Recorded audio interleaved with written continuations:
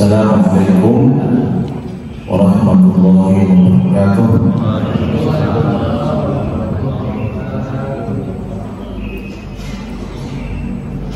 Alhamdulillahirabbil alamin. Wassalatu wassalamu ala asyrofil anbiya'i wal mursalin sayyidina wa maulana Muhammadin wa ala alihi wa sahbihi ajma'in. Amma ba'd. Jamaah salat subuh dimuliakan Allah Subhanahu wa taala. Di pertemuan yang terakhir untuk kajian saya, kita akan membahas rangkaian terakhir dari cara berinteraksi kita dengan Al-Quran, cara bergaul kita dengan Al-Quran. Pada dua pembahasan sebelumnya kita sudah mengkaji tentang tuntutan agama untuk senantiasa mendawamkan membaca Al-Quran, lalu kemudian menghafal beberapa bagian dari Al-Quran, sebisanya 30 juz.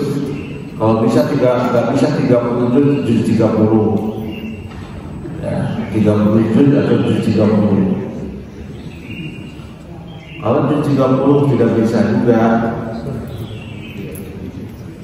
minimal surah At-Takasur sampai An-Nas. Nggak bisa juga Rikul dan 2 halaman 5 surat. Kalau nggak bisa juga Al-Ikhlas. Kalau nggak bisa juga tinggal dibacain Al-Quran. Selesai. Rangkaian yang terakhir dari interaksi Al-Quran adalah memahami dan mengamalkan Quran. Al-Quran sering menyinggung beberapa pihak yang membawa kitab suci tapi dia nggak paham isinya. Misalnya dalam surah Al-Jumu'ah Allah Subhanahu wa taala menjelaskan, "A'udzubillahi minasyaitonir rajim. Mathalul ladzina humilut tawrata tsumma lam yahmiluha kamathalil himari yahmilu asfara." Gambaran orang yang membawa Taurat, kalau kita Al-Quran, tetapi kita tidak memahaminya, padahal tidak mengamalkan, itu sama seperti himar yang membawa mushaf. Himar binatang, walaupun dia membawa sesuatu yang sangat mulia, Taurat, ya tidak ada maknanya apa-apa bagi dia. Sama seperti kita yang memahami, yang memiliki Al-Quran, kita mengagungkan Al-Quran, tapi kita nggak tahu isinya. Ya tentu Al-Quran tidak akan memberikan petunjuk apa-apa, meskipun tetap kita mendapat keutamaan membacanya, keutamaan memahaminya, keutamaan menghafalnya. Tetapi kita tidak akan mendapatkan apa-apa dari Al-Quran, kandungan-kandungan Al-Quran. Maka setiap kita berkewajiban untuk memahami kandungan Al-Quran. Persoalannya bagaimana cara memahami kandungan Al-Quran? Tentu bisa dilakukan 2 cara. Pertama, dilakukan secara langsung, kita memahami Al-Quran. Al-Quran dibuka, dipahami satu persatu. Untuk sampai kepada cara yang pertama ini tentu tidak mudah. Tidak mudah, karena berarti kita harus paham bahasa Arab. Karena Al-Quran diturunkan dengan bahasa Arab. Tidak terbayangkan orang memahami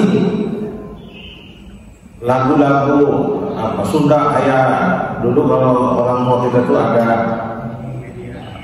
Misalnya sekarang itu sana Asmarandana, bahasa ini nanti Upu, Rosmalinda,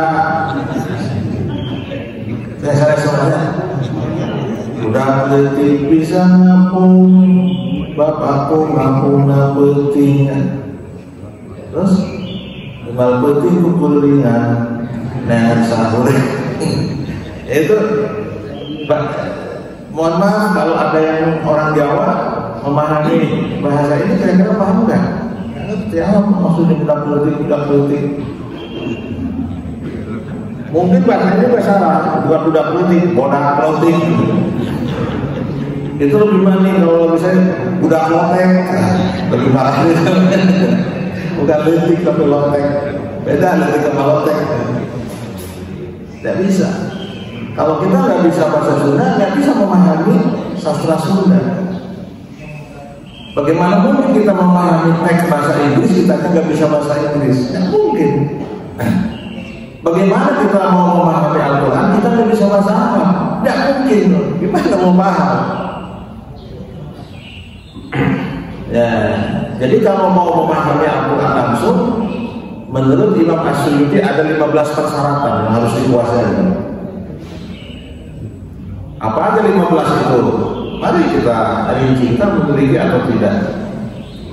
Pertama, harus paham bahasa Arab. Bukan hanya bahasa Arab, karena bahasa Arab itu ada beberapa aspek-aspeknya. Di dalam bahasa Arab itu ada ilmu balaghah, ada ilmu ma'ani, ada ilmu bayan, 3 dari sastranya. Lalu kemudian ada ilmu nahwu, ada ilmu sharaf, dan 5 Pak. Nah kemudian ilmu sharaf itu macam-macam. Ada yang membahas tentang isim, ada yang membahas fi'il, ada yang membahas harf. Isim doang. Nah kemudian fi'il itu ada 3, ada fi'il madhi, fi'il mudhari', fi'il amr. Fi'il madhi itu ada 12 bentuk. Coba, baru nomor 1 nih. Lalu gimana orang mau mengatakan saya memahami Al-Quran langsung sementara dia nggak paham bahasa ini? Fi'il madhi itu apa, fi'il mudhari' apa? Karena setiap kata dalam Al-Quran itu maknanya beda-beda tergantung bentuknya. Nah, misalnya seperti contoh misalnya, di dalam Al-Quran itu kita misalnya tentang puasa, Al-Baqarah 183. Ya ayyuhalladzina amanu kutiba. Di situ kutiba itu yang paham bahasa Arab itu namanya fi'il madhi. Fi'il madhi ghaib, wahid. Sifatnya sifat maklum, majhul. Fa'ilnya mahdhuf. Nah itu kalau nggak paham itu gimana bisa dia mengatakan saya langsung memahami dari Al-Quran? Dan ada satu dulu tuh bahasa Arab dengan tetek bengeknya. Di antara ilmu tentang bahasa Arab itu ada satu tulisan, ada satu kitab yang namanya Alfiyah, 1000 bait. 1000 bait itu menjelaskan tentang nahwu sharaf saja. Jadi Bapak harus tahu yang 1000 bait. Saya hafal pesantren 1000 bait itu. Qala Muhammadun huwa ibnu Rasulullah, 1000 bait. Kaidah-kaidah tentang bahasa Arab itu semua berlaku untuk memahami bahasa Al-Quran atau Quran bahasa Arab. Yang kedua, dia harus hafal Quran. So kalau nggak hafal Quran, dia tidak bisa seperti begini. Seorang gaib, tahu gaib? Gaib itu yang pemandu wisata. Mungkin nggak pemandu wisata dia nggak kenal kota Bandung? Ayo saya pemandu tuh, saya mau ajak kemana? Anda pernah keliling Bandung? Ya segitu aja. Gimana? Nggak bisa. Gimana Anda mau menjelaskan kota Bandung? Anda sendiri nggak paham tentang Bandung secara keseluruhan begitu. Jadi kalau misalnya pertanyaannya, saya suka menjadi pemandu wisata dadakan untuk tamu-tamu yang ke kampus dari rektor atau mana. Anda wisatanya mau apa? Ke Bandung. Mau wisata kuliner, saya ajak tuh ke di mana Bu? Kuliner Bandung. Dari mana aja ada banyak. Dan di sekitar sini kemarin makanan itu, martabak macam-macam. Ada bubur yoyo situ. Masih ada nggak? Nah, itu favorit itu. Saya juga pesan pakai opun. Oyo. Kalau mau wisata apa? Pakaian itu. Ayo bisa ke Ciamplas, bisa ke Riau. Hah? Ya kalau Pasar Baru, saya tahu semuanya, karena sering antar istri dan sekalian beli sendiri. Itu kalau mau wisata bisa apa? Bisa religi, ajaban, atau Masjid Agung, Pusdai, atau Masjidil Haram, saya antar sekalian. Umroh. Mau wisata alam, wisata alamnya apa dulu? Kalau misalnya bernuansa gunung, Ciwidey, ke Darajat, Garut, atau ke Lembang. Kamu nuansanya air panas, ke dapur, makan air panas, ke Cipanas, atau ke teater. Ya karena saya tahu, karena udah lama dari Bandung, sejak 89 saya di Bandung. Ya tentu sangat hafal buat jalan-jalan dulu. Kalau mau belanja elektronik, saya bawa ke BC atau Cikapundung. Anda mau beli apa dulu? Mau beli jam tangan? Ke situ sudah ada. Saya mau yang second punya saya aja beli. Itu saya harus tahu dulu teman-teman. Lalu gimana dia mau memahami Al-Quran? Dia sendiri tidak tahu Al-Quran secara keseluruhan, nggak hafal. Dia tidak bisa, harus hafal hadis. Hadis ada berapa Ustaz? Jadi gambaran ada gelar untuk para imam hadis itu ada disebut dengan imam itu dia hafal ribuan hadis.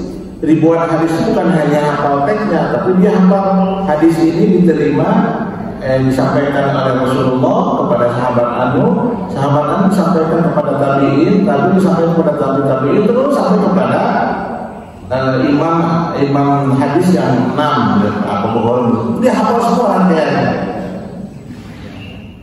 Aduh ampun Ustaz, udah berusaha itu baru 2 apa? Baru 3 bahasa Arab bulan. Setelah itu dia harus paham ilmu mantik, ilmu logika. So, kalau nggak paham, ini bisa bahaya. Dan begini dalam Al-Quran itu diharamkan kepada kalian memakan daging babi. Kalau memakan apa-apa, begitu ya. Kan yang diharamkan kan dagingnya. Berarti lemaknya nggak apa-apa ya Pak. Tulangnya sih nggak apa-apa. Kan yang dibilangnya dalam Al-Qurannya daging. Nah ini kalau tidak paham itu bahaya. Wala taqrabuz zina, janganlah kau mendekati zina. Berarti zina nggak apa-apa Ustaz. Nah ini nggak beres. Logika berpikirnya nggak beres. Bukan begitu. Janganlah engkau mengatakan kepada orang tuamu uf. Wa qadara rabbuka alla ta'budu illa iyyahu wa bil walidayni ihsana imma yablughanna indaka al-kibara ahaduhuma fala taqul lahumā uf. Kamu tidak boleh mengatakan kepada orang tuamu uf. Berarti kalau ngomong kayak gitu nggak apa-apa.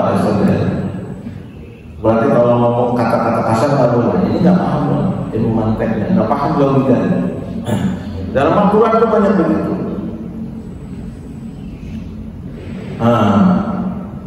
Jadi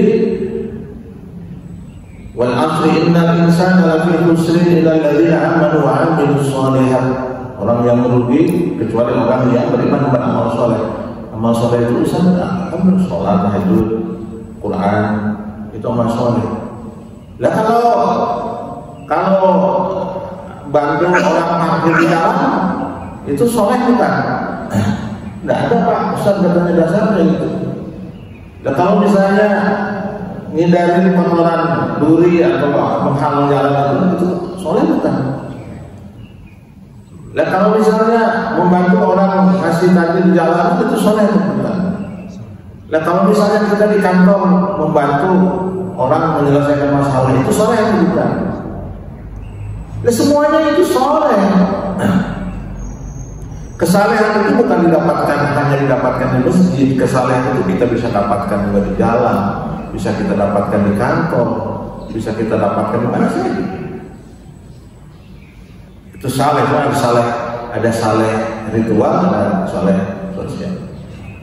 Lalu kemudian setelah itu kita harus hafal ilmu asbabun nuzul, harus hafal ilmu munasabah, harus paham ilmu usul fikih, harus paham fikih. Wah, kayaknya kita ampun aja dulu, sudah berarti itu lah. Udah tobat. Nah, kalau misalnya tidak mau langsung, siapa yang bisa memahami Al-Quran secara langsung? Ya imam-imam besar yang seperti kita pahami, Imam As-Syafi'i, yang beliau sudah hafal Al-Quran sejak 7 tahun sudah hafal Al-Quran. Imam As-Syafi'i itu, atau imam sahih gurunya Imam Abu Hanifah, atau muridnya Imam Hambali, itu atau Imam Maliki yang lebih atas lagi, dan imam-imam al-mujtahidin yang bisa memahami Al-Quran secara langsung, dan mereka yang mengeluarkan fatwa-fatwa kepadanya. Lalu kita gimana Ustaz? Ya udah, kita mah secara tidak langsung aja, dengerin aja. Dengerin siapa? Dengerin mereka, dengerin para ulama, dengerin Ustaz, kita cukup. Daripada maksa-maksain tersalah lagi. Ustaz ada mau langsung aja dari Al-Quran. Bisa gitu? Bisa dong Ustaz. Emang belajar bahasa Arab gimana? Dulu aku saya tidak ya. Gitu ya. Berapa nilai bahasa Arab? Lumayan lah. Besar tidak, kecil tidak, tengah-tengah aja. Berapa? 5. 5-nya cukup. Sampailah kepada ayat fawailul lil musallin. Celakalah orang-orang yang sholat. Wah, ternyata ya selama ini kita suruh sholat di dalam surah apa tuh, Ibu? Fawailul lil musallin. Surat apa? Ada yang hafal? Al-Ma'un. Jadi kalau udah dari At-Taksur sampai Anas bisa menjawab, bisa terjangkau. Fawailul lil musallin terjemahnya apa? Celaka bagi orang-orang yang sholat. Sampai di situ, Ustaz gimana sih ini ayat Al-Quran? Orang sholat kok celaka? Gimana ini Ustaz? Nah ini makanya saya bilang jangan langsung memahami Al-Qurannya, bahaya. Terus gimana maksudnya? Di dalam memahami Al-Quran itu ada yang disebut dengan ilmu munasabah, ilmu keterkaitan antara satu ayat dengan ayat yang lain, baik sesudahnya atau sebelumnya. Jadi gimana maksudnya? Yang dimaksud dengan orang yang celaka itu ayat yang selanjutnya. Apa itu? Alladzina hum an sholatihim sahun, alladzina wa yamna'una. Baru sampai situ selesai. Jangan dipahami sepotong-sepotong aja. Salah nanti. Sama seperti bapak-bapak memahami poligami. Ayat Al-Qurannya jangan sepotong pada akhirnya. Ibu ingetin ke suaminya. Ngambilnya yang sepotong-sepotong aja sih ayam. Ingetin tuh Bu, kamu udah ngomong-ngomong itu. Ibu, iya. iya, iya, berapa? Tahu nggak ini fungsinya lampu di rumah? Iya tahu. Ini lampu satu ini terangnya luar biasa. Sempor itu ya, lu jangan sempor. Ini kalau sempornya gua lebih terangnya nih. Maksud ayah, udah mengarah ini. Lah iya kan ayah bilang lampu kalau satu terang, kalau dua lebih terang lagi. Iya tahu, maksudnya kemana ini? Ya lampu. Lah kata ibunya, boro-boro dua lampu, yang satu ada dari maut, dan sebentar lagi mau mati lampunya.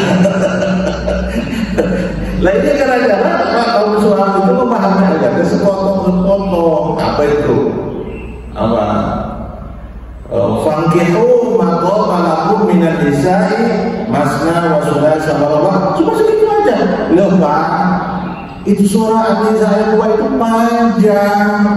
Kenapa diambil tengah-tengahnya doang? Kalau itu enakan laki-lakinya. Karena kalau diterjemahkan, maka nikahilah oleh kamu 2 atau 3 atau 4. Sudah ada di situ. Lah enak deh laki-laki. Saya membela ini di sini. Di luar benar. Ibu, siap baca surah An-Nisa ayat 2. Panjang itu.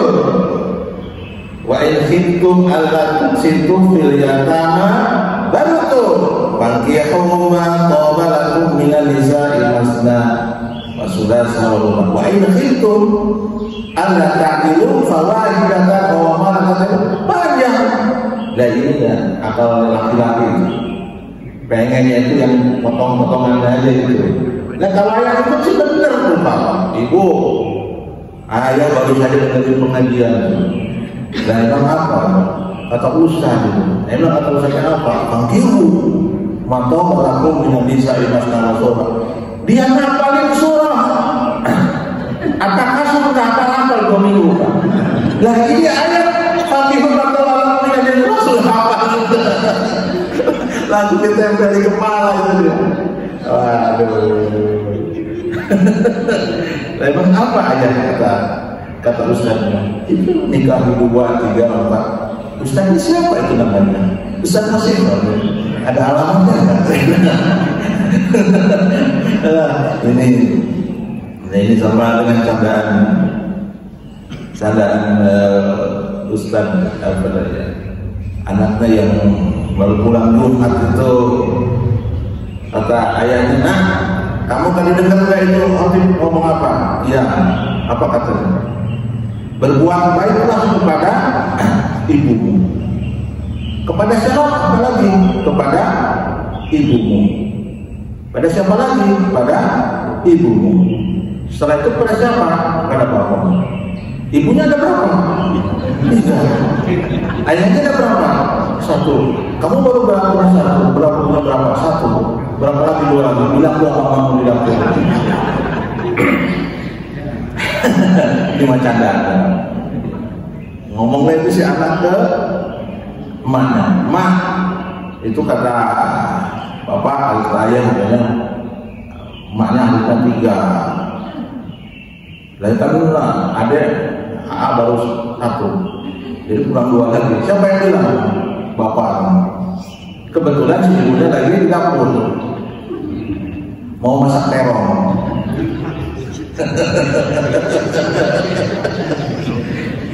Kata anaknya, Dek, ya ini tahu nggak terong? Kalau terong mau dibagi 3 gimana caranya? Dipotong 3 terongnya itu. Bilangin sama ayah. Mungkin dibilangin sama ayahnya, aduh ini ancaman berat ini katanya. Tapi untuk suaminya juga pintar. Oh gitu ya. Bilangin sama mamamu, tahu nggak selang? Ya. Itu selang kalau mau nyiramin banyak orang dipotong nggak? Enggak. Tinggal dikoncolin sampai itu dicuci. Ini mau bercanda itu ya. Candaan-candaan saja. Saya ingin tahu bapak-bapak bahwa poligami itu tidak semudah yang dibayangkan. Karena ayat Al-Quran juga begitu nggak mudah. Gitu, dengerin tuh. amin. Sebentar baru hafal surah Yasin aja pengen beli. Baru Yasin. Ada 114 Pak, baru Yasin itu sebagai ya, tapi kalau ibunya mau ridho sih apa-apa. Nah, kalau mau, ada yang mau apa tidak. Nah, jadi berhati-hatilah memahami Al-Quran secara langsung dan tidak paham, itu bahaya. Saya kasih tahu ada satu ayat begini dalam Al-Quran, nanti bisa ditemukan. Ayatnya itu berbunyi, bukan mulai dari sudah selesai, yang lain. Faqtuluhum haitsu saqitumuhum. Ayatnya panjang tapi itu ada. Bunuhlah orang-orang kafir di mana saja kalian mendapatkan mereka. Ini Pak, kalau ayat ini dibaca, dipahami, bahaya kan?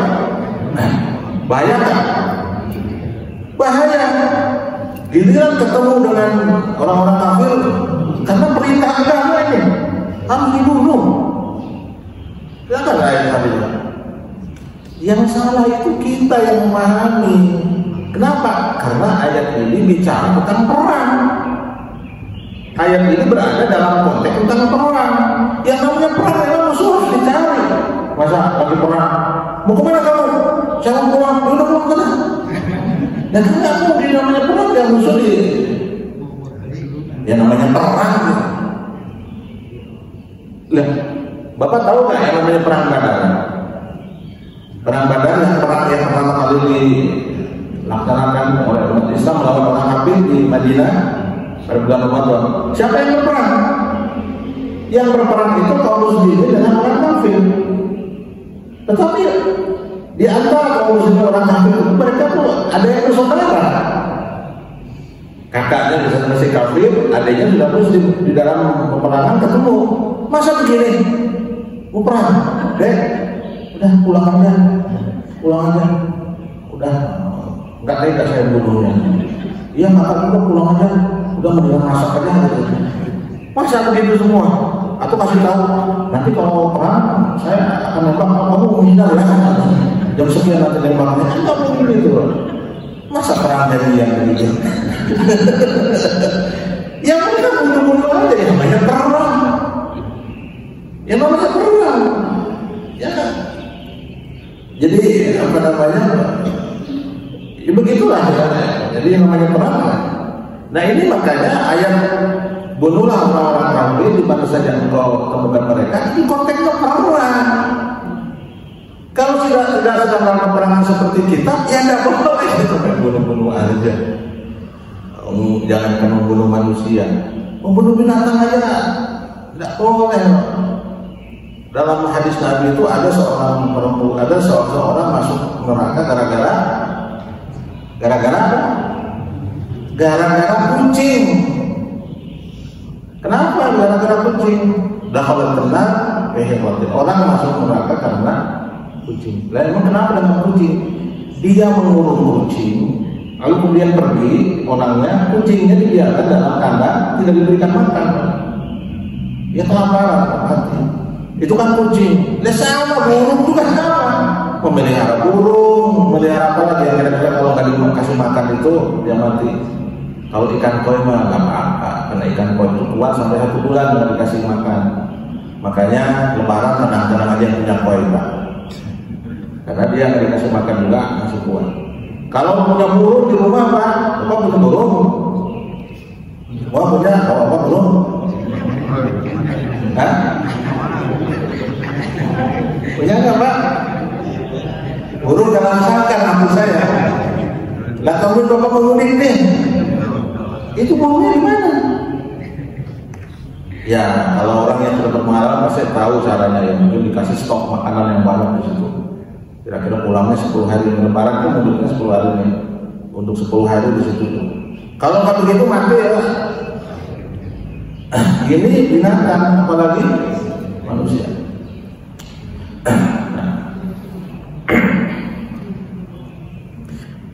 Jadi kalau begitu kita semua menurut saya sudah nggak usah memahami Al-Quran secara langsung, dengar aja dari para ulama. Tapi Ustaz, saya tuh pengen langsung membaca terjemahannya. Kan ada terjemahnya tuh, ada di sini terjemahnya, ada juga ya.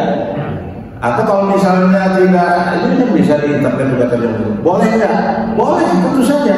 Tapi tidak boleh memahami Al-Quran hanya dari terjemahannya. Nanti seperti yang tadi, celaka bagi orang-orang yang sholat kasih stabilo tuh.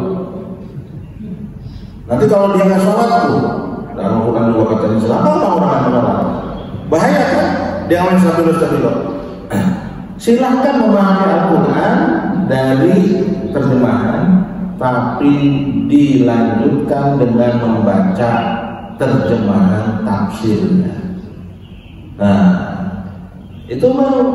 Jadi kalau misalnya mau memahami langsung, silahkan baca terjemahannya, lalu kemudian baca tafsirnya.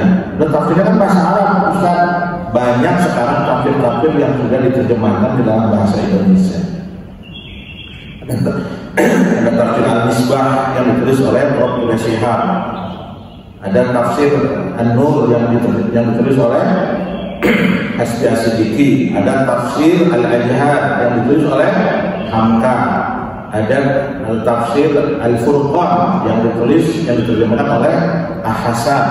Lalu juga ada tafsir Al-Nyepanen yang ditulis oleh Hasim. Itu terjemahan bahasa Sunda, enak bahasa Sundanya. Jadi bapak-bapak yang masih pengen merasakan ke dalam bahasa Sunda Bubun, itu ada di Hasim. Nama tafsirnya Tafsir Lenyepanen. Tafsir Lenyepanen, banyak berdirinya dan masih banyak dijual Pak Sari. Saya pengen yang ringkas-ringkas saja. Ya tafsir itu kasir, ada yang diterjemahkan. Saya pengen yang luas pemahamannya Ustaz, cari terjemahan tafsir Al-Mawardi. Pengen yang lebih luas lagi Ustaz, cari terjemahannya tafsir Mafatihul Ghaib Al-Razi. Oh, banyak Ustaz, banyak. Mungkin kita punya uang untuk belinya, tapi persoalannya mau baca apa enggak? Ini kebiasaan mahasiswa saya itu. Tumpukin lagi itu kitab. Ente baca enggak? Belum Ustaz. Lumayan sebenarnya, minimal dari koleksi. Itu Pak. Kalau mau memahami langsung, memahami Al-Quran. Kalau tidak begitu, saya menulis satu buku yang berjudul Cara Praktis Memahami Al-Quran. Itu panduan-panduan bagi Bapak Ibu sekalian yang pengen memahami bahasa Al-Quran. Jadi misalnya Al-Fatihah saja, Bismillahirrahmanirrahim. Ba itu apa terjemahannya? Ismi terjemahannya apa? Allah, apa Ar-Rahman, apa? Tapi yang namanya mempelajari bahasa Arab, ya tentu saja bagi yang tidak siap untuk meluangkan waktu, ya mungkin agak lama memahami. Tapi orang yang serius, kebetulan bukunya 3 jilid, banyak juga yang mendapat pemahaman. Alhamdulillah setelah membaca buku antum, saya minimal memahami struktur Al-Quran itu bahasanya seperti apa. Itu yang mudahnya. Yang berat-beratnya banyak, kayak kitab-kitab bahasa, kitab-kitab tentang bahasa Arab itu banyak. Tapi tentu yang kita cari itu adalah yang mudah-mudah saja. Nah, itu memahami ya, proses memahami. Yang kedua, yang seterusnya setelah memahami adalah mengamalkan. Bagian yang terpenting dari cara berinteraksi kita dengan Al-Quran adalah mengamalkan. Mengamalkan kandungan-kandungan Al-Quran. Makanya dulu para sahabat, Bapak Ibu sekalian, ada tradisi, dia itu kalau membaca 10 ayat Al-Quran, 10 ayat Al-Quran, fa'innahu la yuzawizuna, tidak melanjutkan kepada ayat ke-11 belum dia memahami 10 ayat ini dan mengamalkan dalam kehidupan sehari-hari. Ini berat juga sih memang ya, kalau mengikuti sahabat Rasul. Jadi dia tidak membaca ayat yang lain sebelum dia mengamalkan ayat yang sudah dibaca. Dia tidak menghafalkan surat Al-Baqarah sebelum Al-Fatihah diamalkan. Dia tidak menghafal surat Ali Imran sebelum Al-Baqarah diamalkan. Itu sangat berat ya. Oleh karena itu panduan dari para ulama cara mengamalkan Al-Quran itu ada dua. Setelah kita paham pemahamannya baik langsung atau tidak langsung dan dengar dari ulama, membaca tafsir. Bagaimana cara mengamalkan? Pertama mengamalkan untuk diri sendiri aja dulu. Apa itu misalnya Quran memerintahkan kita untuk berbuat ini kita aja dulu. Sebelum kepada orang lain kita aja dulu. Misalnya Al-Quran memerintahkan kita untuk banyak bersedekah, berinfak, ya kita dulu sebelum orang lain, gitu ya. Soal nanti ada teguran dari Al-Quran. Atamuruna bil birri wa tansawna anfusakum. Itu ditegur. Apakah kalian memerintahkan sesuatu sementara kalian sendiri tidak mengamalkannya? Nah, setelah mengamalkan lalu kemudian untuk orang lain. Jadi sebaiknya kalau kita memerintahkan kebaikan kepada orang lain, Bapak Ibu sekalian, pastikanlah kebaikan itu sudah kita laksanakan terlebih dahulu. Itu tagihan tidak. Kalau kita jawab, Mama, tahajud aku. Wah, ada ayah, Mama lah ayah pakai. Sekarang sih ayah. Sebelum minta istri tahajud, suami dulu tahajud kita dulu. Nanti tahajudnya beda tuh omongannya. Ya nanti istri lihat tuh suaminya rajin banget tahajud kan, malu sendiri ya ayah tahajud terus. Jadi itu tahajud. Nah kalau misalnya ayahnya suaminya minta tahajud dulu istrinya ikut aja. Dalam hadisnya itu, memang dalam hadisnya itu Rasulullah itu setiap malam dia pasti membersihkan air ke muka istrinya yang cerita Aisyah. Ya Aisyah, Aisyah bangun. Jadi Rasulullah itu kalau dalam hadisnya yang inisiasi itu suami bangun duluan kemudian istrinya. Sekarang juga usah dia suami. Mama sahur, masak dulu. Ayah jangan panggoran gendong. Jadi kita tahajud, kita masak. Tapi banguninnya itu kalau supaya ada tahajudnya, bangunin sahurnya jangan jam 3:30. Lah nggak ada waktu. Kalau mau dibangunin jam berapa? Jam 12 malam. Supaya tahajudnya panjang. Ya dibangunin jam 3. Kemudian setengah jam untuk berdoa tahajud. Lalu kemudian setelah itu memasak. Perlu tanya jawab.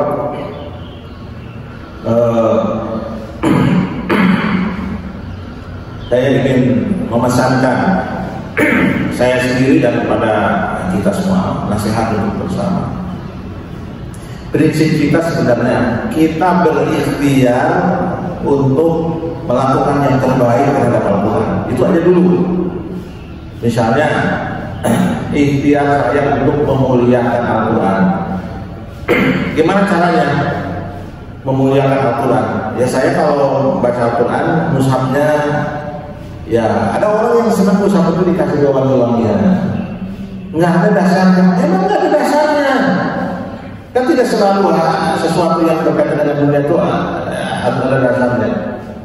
Kok Al-Quran dikasih wangi-wangian?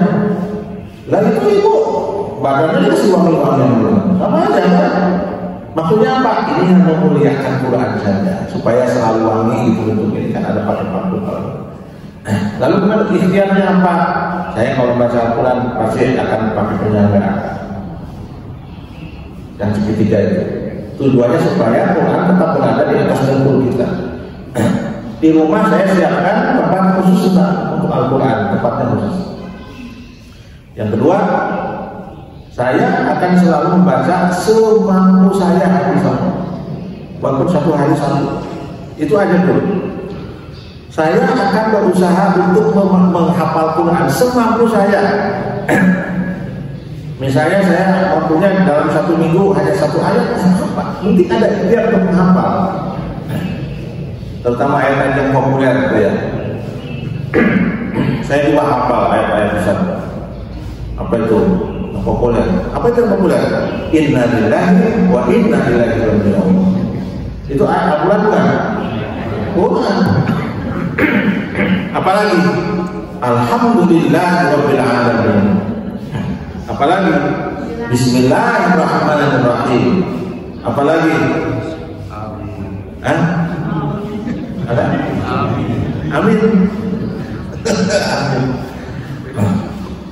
Dan saya berusaha untuk mengamalkan dan memahami Al-Quran sekemampuan saya memahami. Jadi nanti mungkin udah mulai memahami Quran, minimal ayat-ayat yang kita baca ketika sholat. Al-Fatihah kita paham maksudnya apa. Lalu kemudian surat yang kita baca ketika sholat. Kalau kita favoritnya misalnya Zikul, ya Allah terjemahannya apa? Al-Falaq apa? An-Nas apa?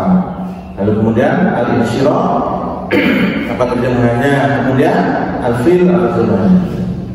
Itu dulu. Saya berusaha untuk mengamalkan Al-Quran untuk diri sendiri.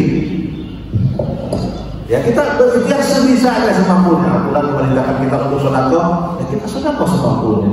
Al-Quran memerintahkan kita untuk menjaga sholat, ya kita lakukan secara seusaha. Misalnya Al-Quran memerintahkan kita untuk berhaji, ya kita berusaha dengan cara mendaftar. Ustaz doakan saya untuk berangkat haji. Soalnya saya tadi panggil udah berapa tahun, udah 35 tahun. Bapak udah daftar belum? Ya. Wali panggil lebih kamawat. Oke, mohon. Kalau pengen dipanggil daftar dulu, baru nanti dapat. Ustaz kan 25 juta. Saya nanya, Bapak udah nabung belum? Ya gimana mau dipanggil? Makanya siapin cancel di rumah, cancel ibadah haji itu setiap hari penuhin ke situ 10 juta sehari. Insya Allah cuma berangkat. Kalau ada, jadi coba di rumah itu nasihat orang dulu 1 kaleng untuk haji, 1 kaleng untuk sedekah, 1 kaleng untuk zakat, gitu ya. Jadi setiap hari itu kalau dapat rezeki itu masukin ke sini separoh, sini separoh. Kencengnya yang gede. Lah kencengnya kan susu. Indomie udah penuh nih. Kencengnya kan yang gede tuh. Yang kalian yang suka penipuan di hari lebaran itu. Hah? Ongguan bukannya isinya ranginang. Udah semangat tuh pengen makan pembuang, ternyata masih buka ranginang. Kecewa gitu. Yang gede tuh. Jadi kalau ngisi itu dan yang pernah dibuka tuh, nanti setahun dilihat, alhamdulillah kita sudah kumpul untuk infak sekian. Jadi yang namanya zakat amwal, zakat harta, memang itu nisabnya 1 tahun. Ini kita kan biasanya 1 tahun hitungnya di Ramadan ini. Dihitung tuh penghasilan dari Ramadan kemarin sekarang berapa? Kalau kelebihan dikurangi dulu dengan kebutuhan kita sehari-hari, lalu sisanya sebesar nisabnya emas, maka dia berkewajiban untuk zakat harta. Nah, banyak kita caranya berapa? 2,5%. Bayarnya kemana? Ya kita ada lembaga penyalur zakat. Ya bisa di masjid dulu kan? Di masjid dikumpulkan, nanti oleh masjid disalurkan. Nah, nisabnya setahun. Tapi bukan berarti kita tidak bisa membayar setiap hari. Jadi kalau saya ini beda-beda orang lah. Jadi setiap ada rezeki apa simpan di situ tuh di posnya. Sedekah seperti posnya. Haji, belum, kalau saya udah haji alhamdulillah. Jadi kalau Bapak sudah nyimpen tabungan di situ berarti ada niat itu untuk haji. Bapak berdoa, ya Allah panggillah saya, ya Allah sudah rindu saya untuk menuju Hajar Aswad. Kok rindunya Hajar Aswad? Apa kok rindu Hajar Aswad? Batu-batu hidup? Saya yang nyium batu di rumah kalau jauh-jauh di asrama haji kayak adiknya. Ibunya di asrama haji kan ada Ka'bah tuh, Minatul Ka'bah. Itu kan ada hajar aswad di situ. Sok cium dirinya, satu nih, foto sekali video. Jadi rindunya bukan hajar aswad, rindu untuk bermunajat kepada Allah secara langsung di bait. Itu rinduannya. Pemuda rindu aku itu ya Allah. Usah nanti orang yang aku ini, nah, dia mah etar karena tiung anwar beurut lah gitu. Itu berarti bukan maksudnya Allah, maksudnya tiung. Maksudnya itu nggak bisa terjadi sendiri. Pasar baru dan maka pilih ayat kita maksudnya. Ayat. Punten ayat Pak Ustaz. Assalamualaikum warahmatullahi wabarakatuh. Yang ditanyakan bagaimana kalau seseorang terutama perempuan sedang haid apakah bisa membaca Al-Quran? Nah, dan keduanya kalau seandainya belum bermandi junub apakah bisa juga membaca Al-Quran? Ya, baik. Terima kasih. Memang yang salah satu fitrah yang Allah berikan kepada kaum wanita itu dia mengalami siklus haid dan nifas. Kalau laki-laki kan enggak. Ada yang haid? Tidak ada ya. Di sini ada. Karena haid itu, mohon maaf ya kalau misalnya Al-Quran itu ada itu semacam kotoran, kan yang darah yang keluar itu darah yang kotor, sehingga dia tidak diperkenankan beberapa hal.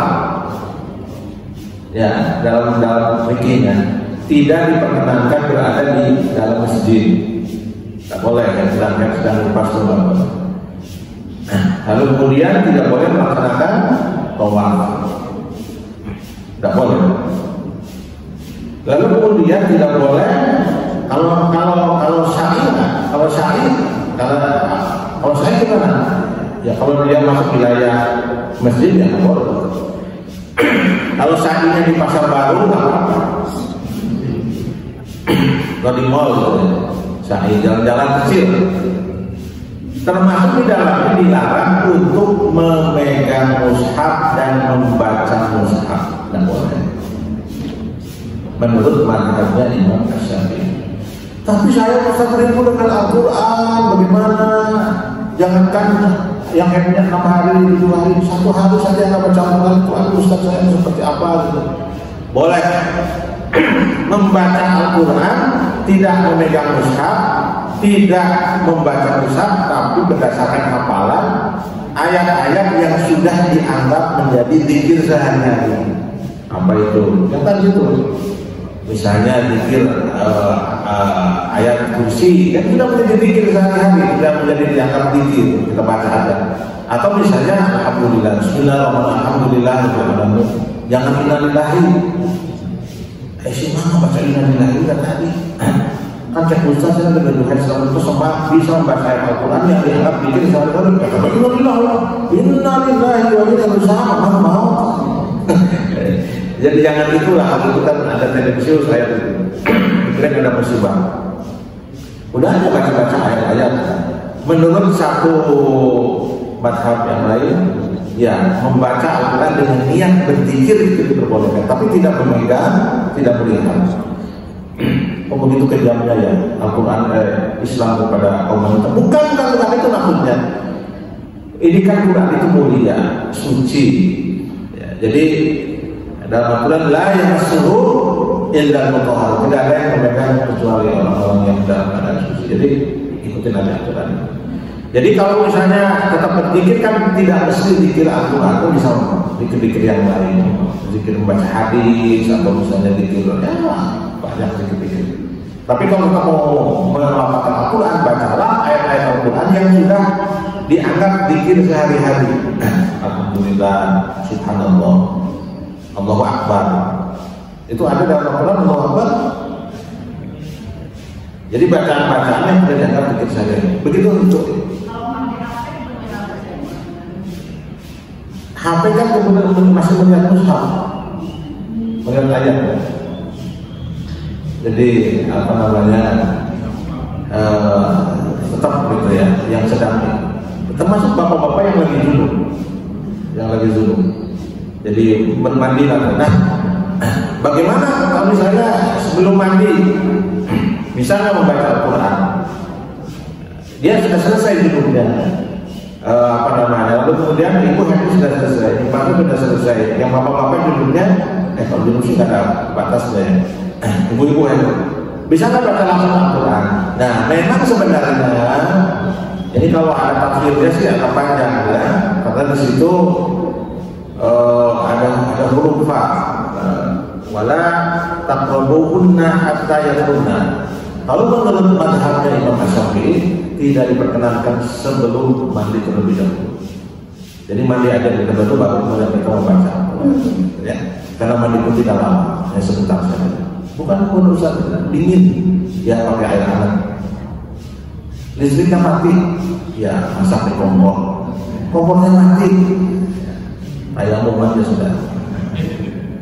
Nggak bisa tayamum, ya diwuduin dan sholatnya. Ibu mana ya? Mana? Assalamualaikum warahmatullahi wabarakatuh. Pak ini mau tanya, anda surah An-Nas yang kalau di yang ini itu ya, kalau di Auda adanya, atau bisa dua ya? Wah, ini pertanyaan udah mahasiswa saya ini. Pertanyaan di kelas ini. Aduh, kalau ini luar biasa nih. Makiyah Madaniyah itu ilmu khusus itu. Kok ini yang pertanyaan itu kok beda gitu ya? Kok mushafnya beda, yang ini Makiyah, yang ini Madaniyah. Harusnya seragam. Nah, kemungkinannya begini. Kalau mushafnya mushaf dari Kemenak sama, pasti nggak akan berbeda. Ya, kecuali kalau mushafnya bukan mushaf yang dari Kemenak, misalnya mushaf dari Timur Tengah, itu mushaf dari mana? Dari Republik Indonesia. Dengan yang mana yang berbeda? Mungkin sama satunya bukan mushaf yang di Kemenak. Kok bisa berbeda begitu? Memungkinkan, karena terkadang dalam satu surat itu juga ada yang Makiyah, ada yang Madaniyah. Nah, ada juga yang dalam satu surat para ulama membedakan, ada yang mengatakan Makiyah, ada yang mengatakan Madaniyah. Kenapa berbeda? Perbedaan dalam menerjemahkan Makiyah dan Madaniyah hanya itu penjelasannya, pokoknya sih tidak ada masalah. Yang penting isinya tidak berbeda. Gitu. Itu hanya status saja, status, nggak apa-apa. Ya, itu makanya orang berbeda pendapat tentang apa yang disebut dengan Makiyah Madaniyah. Ada yang mengatakan Makiyah itu turun di Mekah, ada yang mengatakan Makiyah itu diturunkan sebelum hijrah. Itu jadi kalau sebelum hijrah itu bisa, kalau diturunkan di Madinah tapi sebelum hijrah dia Makiyah ke Madaniyah. Makiyah karena dia sebelum hijrah, kalau memungkinkan. Jadi atau kemungkinan keliru juga, tapi bukan keliru Al-Qurannya, keliru penerbitnya gitu ya, mungkin saja. Jadi kalau saya sarankan sudah ada kita pakai mushaf yang diterbitkan oleh pemerintah Indonesia. Ciri-cirinya apa Ustaz? Ciri-cirinya di belakang itu ada tanda tangan tuh, tanda tangan yang pakai bahasa Arab itu, tasdih gitu namanya. Nah itu insya Allah itu, karena saya juga yang terjemahan Al-Quran yang resmi sekarang, saya termasuk bagian itu. Saya termasuk salah satu yang ikut merevisi terjemahan Al-Quran Kementerian Agama yang terbaru. Bisa dilihat itu ada nama saya di situ. Itu ada tanda tangannya. Itu insya Allah itu yang kemungkinan juga keliru menulis. Tapi itu bukan keliru Al-Qurannya, bukan, tapi keliru tulisannya di atasnya aja ya. Hari Makiyatun Hari. Tapi itu luar biasa pertanyaannya. Kalau pengen lebih dalam lagi mempelajari itu, waktunya sudah habis. Baik. Terakhir Pak Ustaz. Assalamualaikum Pak Ustaz. Kalau kita memulai menghafal Al-Quran yang 30 juz itu, apakah kita perlu dulu untuk mendampingi kita untuk kita stop bacaan kita? Perlu nggak Ustaz? Terima kasih. Wassalamualaikum warahmatullahi wabarakatuh. Kemarin disampaikan sebaiknya kalau kita menghafal Al-Quran ada gurunya. Karena guru itu bisa di samping untuk mengawal sekolah kita juga untuk memandu bacaannya. Jadi sebaiknya ada mursyid dari guru. Dan kita sudah ada gurunya nih, Ustaz yang ada kita ini sudah ada dulu. Jadi menjadi mursyidnya. Mursyid itu artinya guru lah yang membimbing kita supaya bacaannya betul. Store. Atau suaminya nggak akan ada yang lain. Suami lain. Maksudnya ibu-ibu yang lain kan ada suaminya. Jadi bapak-bapak harus menjadi mursyid kepada istrinya masing-masing. Ayah, ibu mau store, sok ada nomor store. Aku kudu store ayah, gitu aja mas store apaan? Sok atuh. Boleh. Ya, suaminya sudah hafal. Gitu ya. Jadi cari guru pembimbing yang sudah hafal Al-Qur'annya supaya lebih sempurna. Kita berdoa ya kepada Allah Subhanahu wa taala. Allahumma shalli ala sayyidina Muhammad wa ala ali sayyidina Muhammad. Ya Allah, ya Rabbal alamin, terima kasih Engkau sudah memberikan banyak kesempatan kepada kami bulan Ramadan ini untuk melakukan banyak kebaikan. Ya Allah, terima kasih sekali. Di akhir Ramadan kami masih bisa mengisi Ramadan dengan sebaik-baiknya. Terima kasih ya Allah. Kami juga tahu bahwa banyak saudara-saudara saya yang tidak bisa menikmati bulan Ramadan. Sejauh ini kami masih Engkau berikan kesempatan kepada kami. Terima kasih ya Allah. Terima kasih. Terima kasih telah memberikan kekuatan kepada kami untuk mengisi Ramadan dengan sebaik-baiknya. Ya Allah, ya Rabbal alamin, sebentar lagi Ramadan akan usai. Sebentar lagi Ramadan akan berpisah pada kami semua. Kami memohon ya Allah, walaupun kami tidak layak untuk memohon. Kami meminta ya Allah, walaupun kami tahu kami tidak pantas untuk meminta kepada karena terlalu banyak dosa yang kami miliki ya Allah, karena terlalu kotor diri ini di hadapan ya Allah.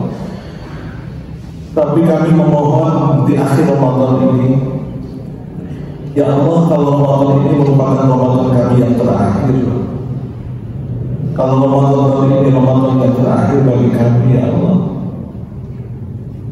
maka jadikanlah Ramadan ini ya Allah sebagai pengampun bagi dosa-dosa kami ya Allah. Jadikan Ramadan ini bagi kami ya Allah sebagai penghapus dosa-dosa kami ya Allah. Kalau Ramadan ini merupakan Ramadan yang terakhir bagi kami ya Allah, berikanlah kebaikan-kebaikan Ramadan kepada kami ya Allah. Jangan jadikan kami orang-orang yang rugi, tidak mendapatkan apa-apa dengan Ramadan. Ya Allah, ya Rabbal alamin, kami tahu bahwa Allah, Engkau adalah Zat yang Maha Pengampun, Engkau adalah Zat yang Maha Pengasih. Ampunilah kami ya Allah. Ampunilah dosa-dosa kami ya Allah. Ampunilah dosa orang tua kami ya Allah. Ampunilah dosa suami kami ya Allah. Ampunilah dosa istri kami ya Allah. Ya Allah, ya Rabbal alamin, sebentar lagi Ramadan akan berakhir. Kalau seandainya kami boleh memohon ya Allah, pertemukanlah kembali kami dengan Ramadan tahun depan. Karena kehidupan kami dengan Ramadan ya Allah, berikanlah kami usia yang panjang untuk bertemu dengan Ramadan yang lain. Ya Allah, ya Rabbal alamin, berikanlah kekuatan kepada kami untuk bisa melakukan interaksi yang lebih intim dengan Al-Quran. Jadikanlah Al-Quran sebagai pemberi syafaat kami pada hari kiamat ya Allah. Jadikanlah Al-Quran sebagai imam kami di dunia dan akhirat ya Allah. Berikanlah kekuatan kepada kami ya Allah untuk bisa memahami kandungan-kandungan Al-Quran. Berikanlah kekuatan kepada kami ya Allah, hidayah kepada kami untuk mengamalkan kandungan-kandungan Al-Quran. Ya Allah, ya Rabbal alamin, Saya tahu bahwa Lailatul Qadar itu Engkau berikan kepada siapa yang Engkau kehendaki. Kami memohon ya Allah, berikanlah keutamaan Lailatul Qadar kepada kami ya Allah. Berikanlah keutamaan Lailatul Qadar kepada kami ya Allah ya Rabbal Alamin. Ya Allah ya Rabbal Alamin, kumpulkanlah kami di surga-Mu sebagaimana Engkau mengumpulkan kami di tempat ini. Ya Allah, kumpulkanlah kami di surga dengan keluarga kami, dengan istri kami, dengan suami kami, dengan anak kami, sebagaimana Engkau kumpulkan mereka di dunia ini. Ya Allah ya Rabbal Alamin, semoga Engkau mendengar doa-doa kami. Semoga Engkau menerima kebaikan-kebaikan kami di bulan Ramadan. Semoga Engkau menutupi kekurangan-kekurangan kami di bulan Ramadan. Allahumma taqabbal minna innaka antas samiul alim wa tub alaina innaka antat tawwabur rahim. Rabbana atina fid dunya hasanah wa fil akhirati wa qina adzaban nar. Wa sallallahu ala sayyidina Muhammadin wa ala alihi wa sahbihi wa sallam. Subhana rabbika rabbil izzati amma yasifun wa salamun ala mursalin walhamdulillahi rabbil alamin. Kita baca lagi doa khatmul Quran. Allahumma rahamna bil Quran waj'alhu lana imama wa nuran wa hudan wa rahmah.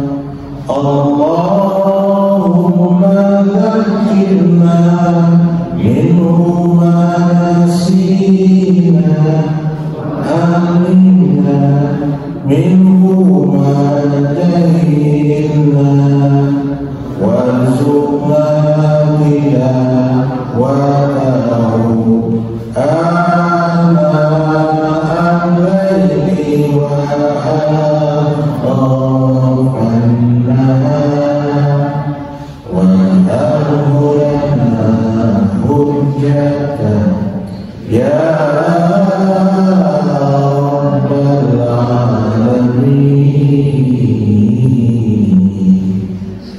Demikian Bapak Ibu sekalian yang saya sampaikan selama 3 hari, 3 suku saya menyampaikan. Mudah-mudahan yang saya sampaikan ada manfaatnya. Apa yang saya sampaikan tentu yang betul dari Allah dan Rasulnya yang keliru, dan saya mohon maaf atas kekeliruan, mohon maaf atas kesalahan, dan selamat menunaikan ibadah puasa sampai akhir.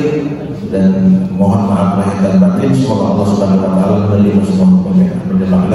Wassalamualaikum warahmatullahi wabarakatuh.